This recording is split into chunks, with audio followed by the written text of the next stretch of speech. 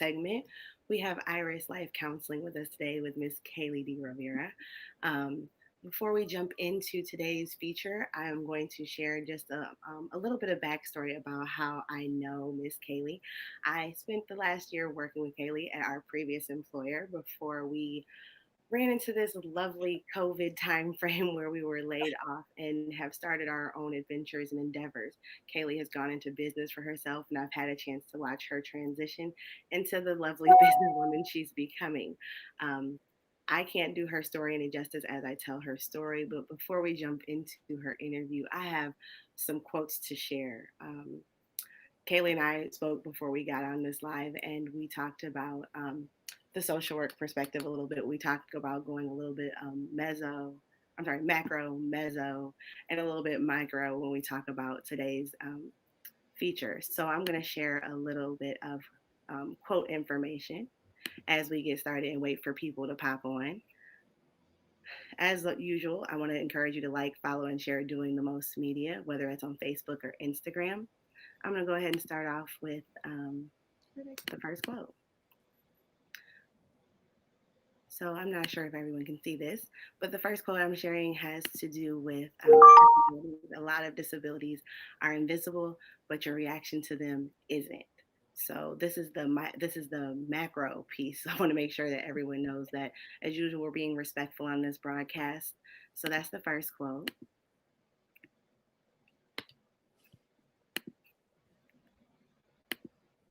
And then I'm going to share just another one as we wait.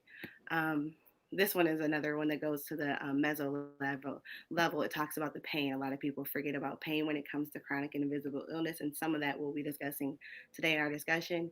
And that is what many people do not understand is that pain itself can cause side effects and can affect concentration and mental clarity just as profoundly as any drug. And that's Dr. Scott who gave us that quote.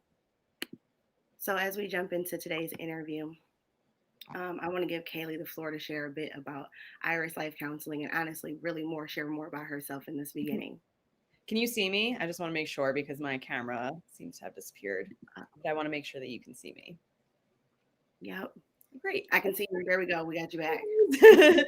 Thanks. So like Amanda said, I started Iris Life Counseling, my own life coaching business due to the pandemic. We both lost our jobs, which was really hard, but we all bounced back really, really fast. And I think that we came together as a mini community to help support each other. And because we are all going through our own little adventures since we're doing different things. But I felt like I still wanted to help people. The mental health counseling system has changed significantly due to the pandemic. It has become completely virtual, which is wonderful in a lot of ways, but the access to that has become really hard. People don't have access to mental health services, and a lot of times people are just kind of going through some stuff and they don't have a diagnosis specifically. It's not like they have a major depressive disorder or anything like schizophrenia. They just need someone to talk to, and Iris Life Counseling provides that. That's something that I can be a part of. And you talked about October, and one of the main areas that I work with is the LGBT community. October was going to be our new Pride Month. It's all kind of fall into the virtual aspect.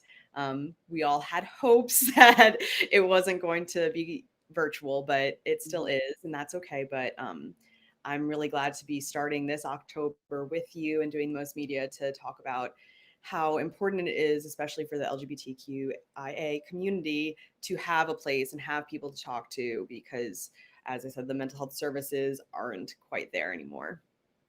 Yeah. Okay. So supplementing those additional mental health services that may be needed for those who do not have active diagnosis. Right. Okay. All right. That's filling in the gap. That definitely is taking care of some of that service need. And you did mention the fact that it's October. We're back in Columbus for this feature.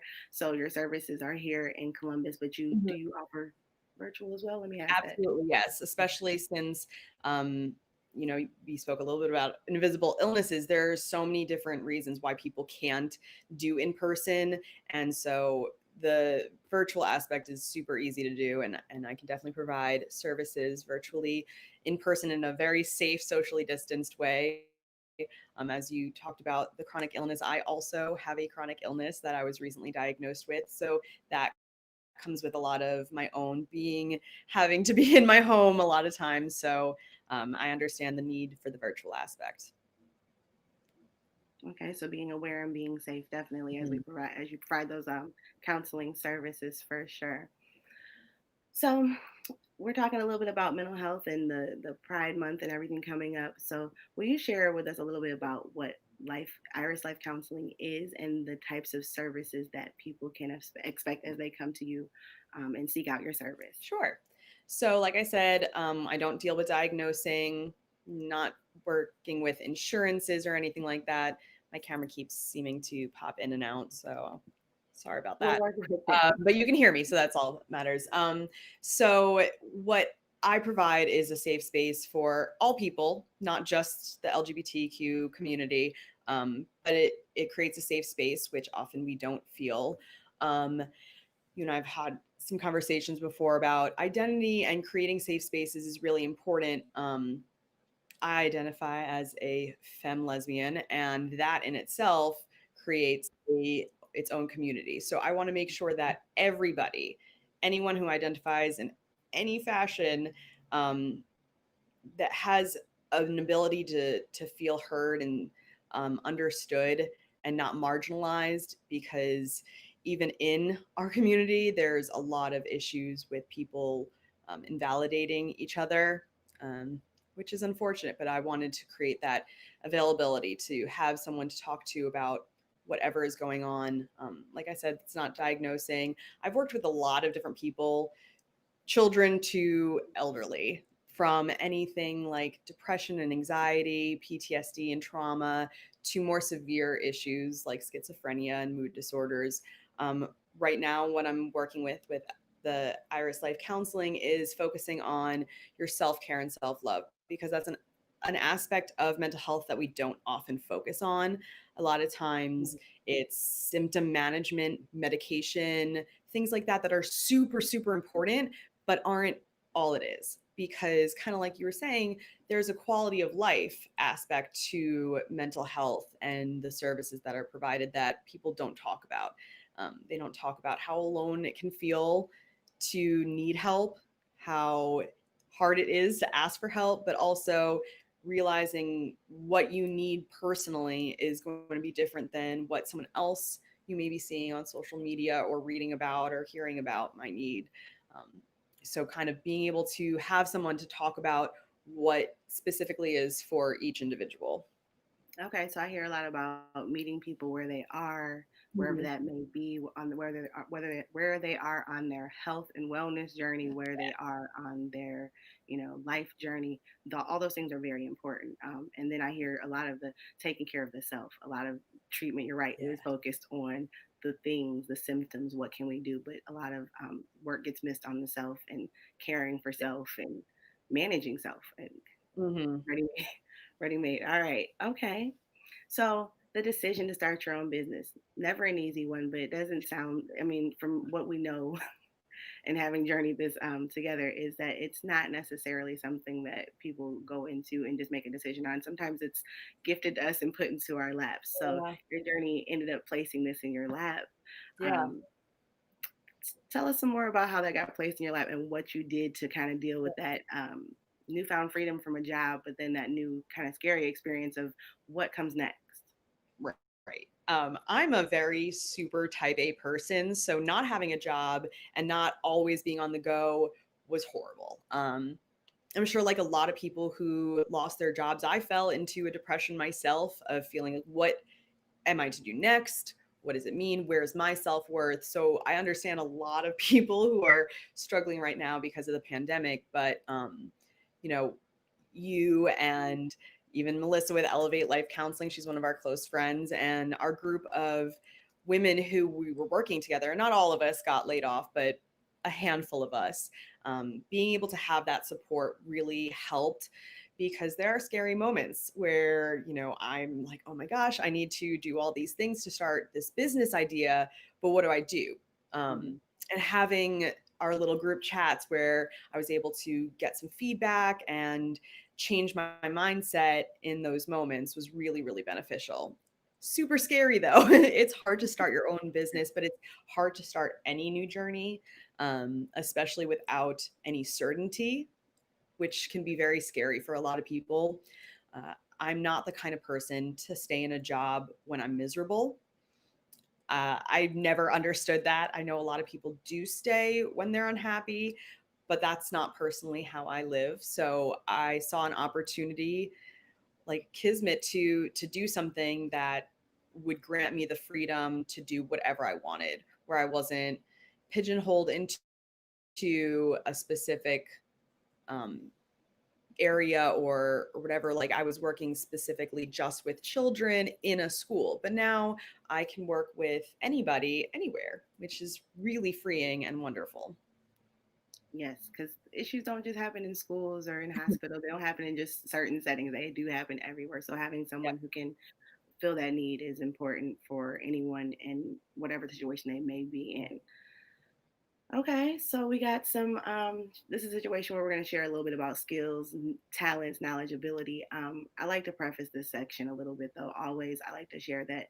Um, a lot of times when people share about their skills or talents, they speak in a teeny tiny voice. People who can sing will sit around and say, "Oh, I can sing in this teeny tiny voice." In order to do the work of helping anyone else out, it's important that we're able to say what we do with confidence. Nothing cocky, nothing braggadocious, but definitely what do you do? What do you bring to this Iris Life counseling that You know, makes thinking of everything? this, it was hard because I am a very like outgoing, extra person, but it is hard to brag about yourself. But one of the things I realized that I bring to the table that's a little different is that I'm very realistic with people, and that's come across in my counseling experience and will continue in my life coaching.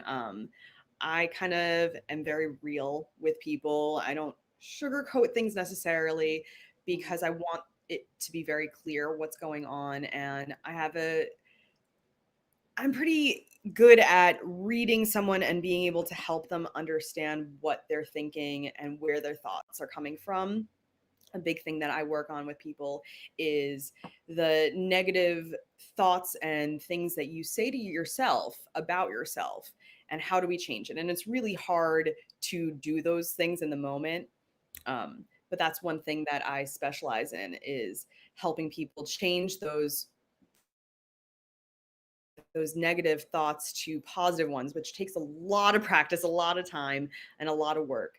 But that's kind of the thing is that this does take some work, but you don't have to be alone doing it. All right. That's definitely important to bring that to the table. People need to know that they're going to have that side by side companionship going through Right. their journey, even if it's just a listening ear or, Mm.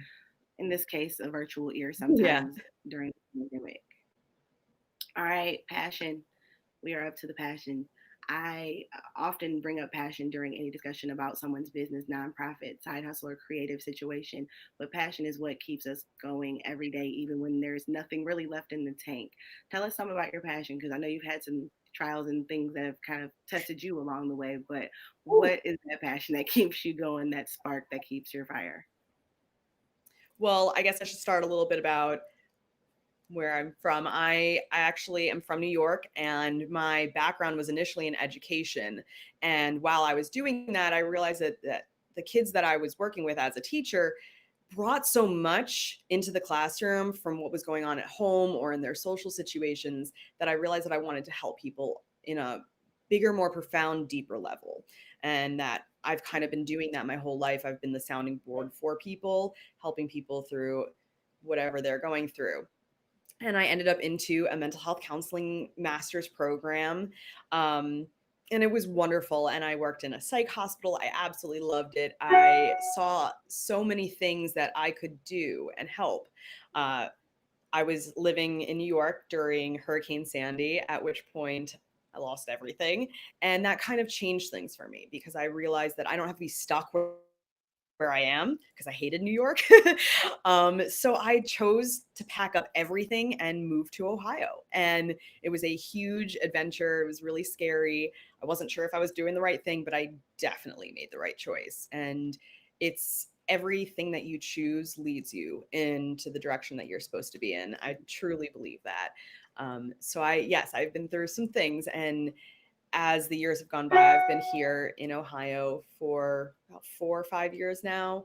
And I've had a different job every year. And I've learned a lot of things about myself and about the people around me to be able to help people more. As you said, there's some trials and tribulations. I recently got diagnosed with gastroparesis, which is a fancy word for your stomach not working. So basically, it causes a lot of issues. I have a lot of pain and nausea and bloating and a lot of upset stomach stuff. I'm currently on a liquid diet. So, like, life has changed. But I'm also learning how to listen to my own body, what I need to nourish myself, and not just food wise, because I've learned a lot about the quality of life when you have a chronic illness, because this is not going away. I have to just learn how to manage it, and that's really hard. And there's not a ton of resources out there for that, for the mental health aspect of that. And that's another thing that I do provide because I'm going through it right now. Which is an interesting aspect of starting your own business, of managing your own life. And I know that a lot of people have things going on in your life, whether or not you have another job or you're a parent or whatever. I happen to have a chronic illness that changes my day. But I also know how to deal with it now and can help other people figure that out as well because it's not always easy. Okay, so you've had the lived experience that kind of that's a unique aspect that helps inform the work that you do when you've Yep. experienced something or experienced something similar to what someone else has. That relatability makes a big difference, makes you more of a resource sometimes. Hmm. All right, so I it seems kind of obvious with the gastroparesis diagnosis that some of your purpose comes from having that diagnosis and having to deal with the life changes. Yeah. But is there anything else that, any other problems that you're solving or needs that you feel yourself addressing and through the Iris Life Counseling lens? Yeah, I have had to take a lot of time to reflect on myself, mostly because I don't have a job, so there's not much else to do. And determining what I want as a person for myself, for my relationships with my family and friends, and with my business. Um, so I've learned a lot about how to ask people for help, and how to tell people what I need, which is so super difficult. And that's not something that anybody in the world teaches us how to do, and is something I think a lot of people struggle with, is finding the people in your life that you know you can count on and what they provide for you in your relationship, because you're not going to ask everybody you know for help. There are certain people, and navigating your life is important. I've done a lot of self reflection of what do I need to survive as like a person in terms of health and exercise and my wellness, but also the types of friendships and relationships I have, and moving forward, how to manage them has been life altering, I but can in a only really imagine. good way, because I think it helps me help other people too who sometimes struggle, because I know that navigating relationships with other people is not always easy.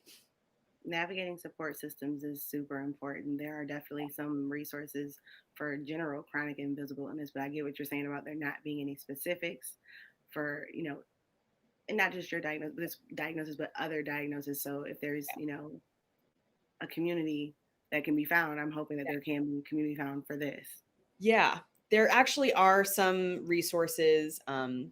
There's a community of people called Spoonies. If you go on my page, you can learn a little bit about what spoon theory is, and it's kind of just like they people with chronic illness don't have as much energy to expend on activities in their life, and there's a huge group of people on Facebook and on Instagram who help support each other and lift each other up and explore each other's different journeys, because we're all completely different, and what works for one person might not work for another.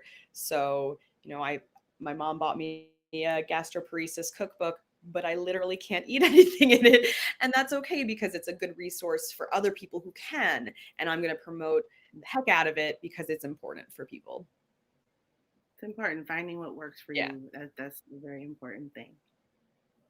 All right, so I want to get to the point. I shared my macro and meso quotes earlier, but I think it's time to share the micro quote before we move into talking about your planning phase. So the last quote for today seems also very appropriate. Um, and I want to be able to share that with everybody, and specifically with Kayley. Let's see, there we go. One more time.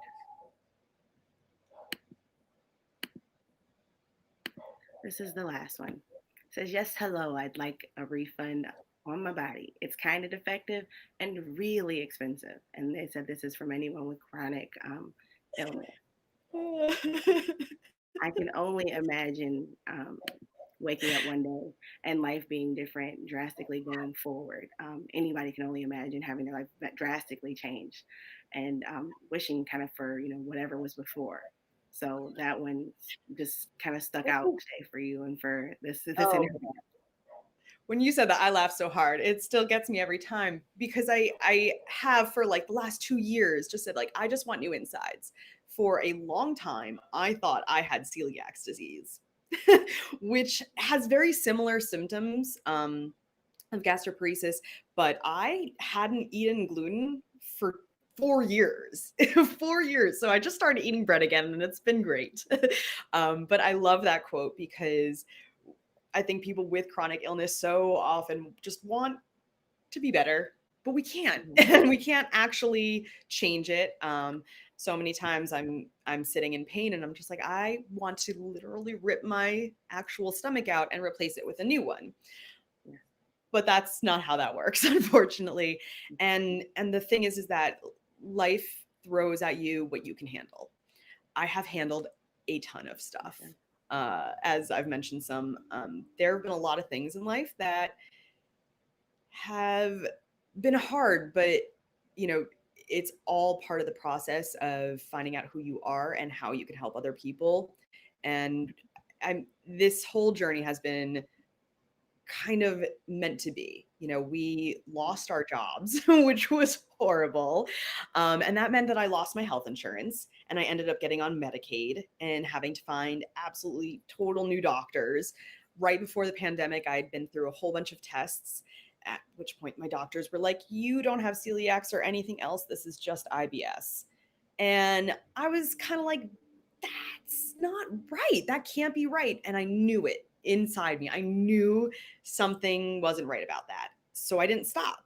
And I'm very, very grateful that I actually listened to my body, because I found some doctors. And after saying what my symptoms were, this one doctor told me to do this gastric empty studying, and figured out very fast that I had gastroparesis. Which has been wonderful. At the same time, I've had some issues with this doctor. And so I'm looking for other help in other places. I have call out to a specialist at the Cleveland Clinic. I saw a nutritionist the other day. It's not a one-stop shop. And that's kind of what I'm learning, is that I have to really advocate for myself, where I've never had to before.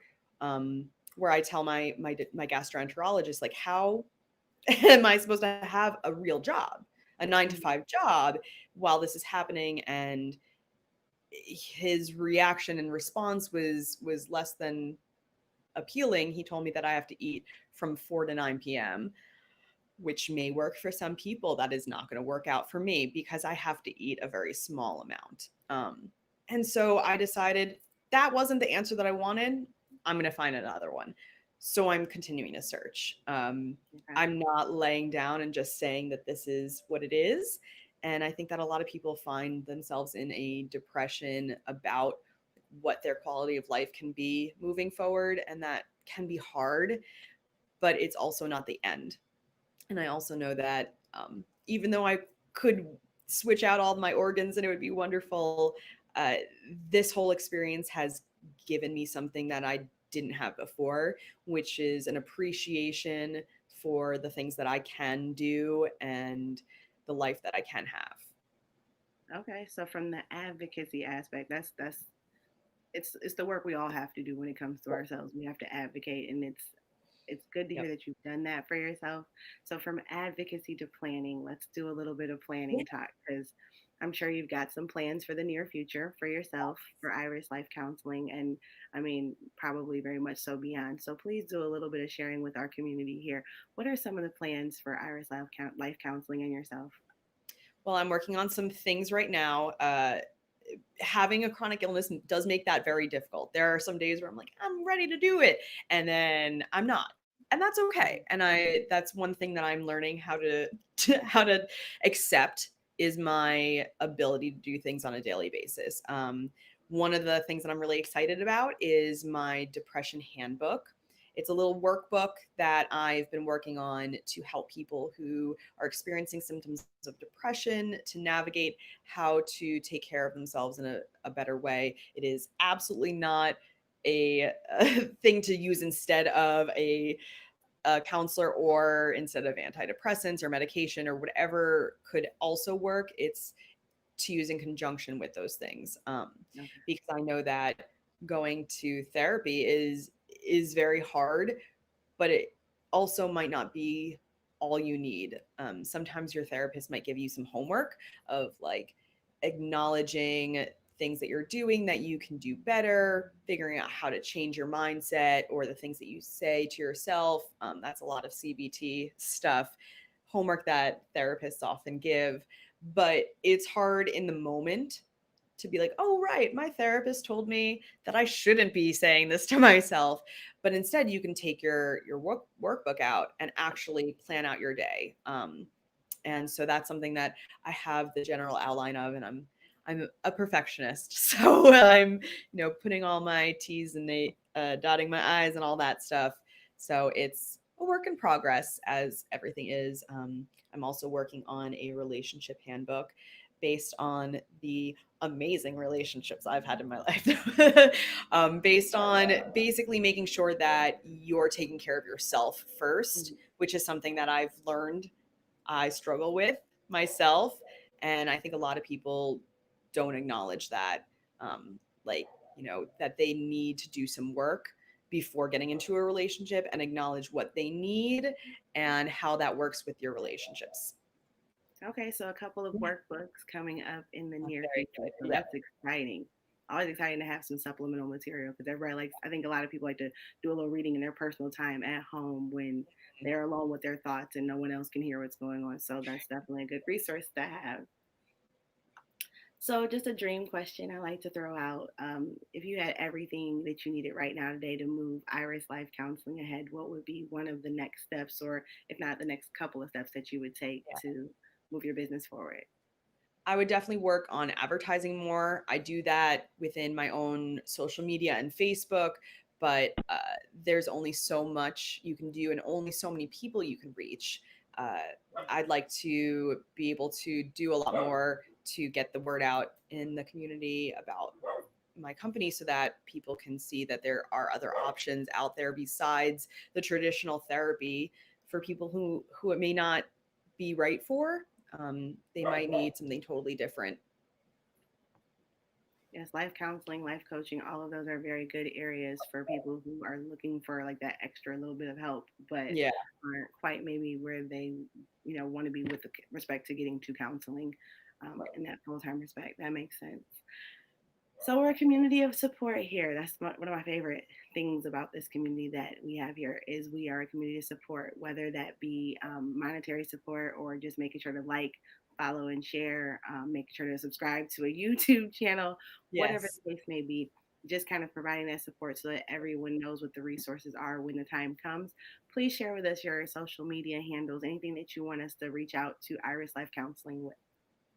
Iris Life Counseling, all one word, is all my handles on Instagram and Facebook.